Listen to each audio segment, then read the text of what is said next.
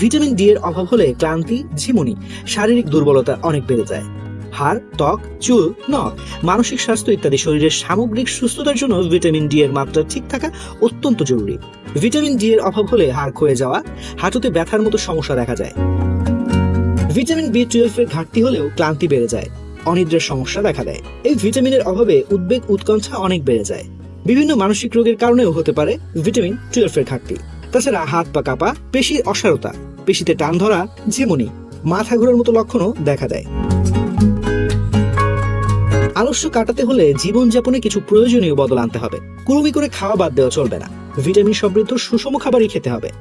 সেই সঙ্গে পর্যাপ্ত পানি খাওয়া, রাতে 7 থেকে 8 ঘন্টা ঘুম ও প্রতিদিন নিয়ম করে শরীরচর্চাও জরুরি। তো আজ এ পর্যন্তই। স্বাস্থ্য বিষয়ক নানা খবর জানতে ডেইলি হেলথের সঙ্গেই থাকুন।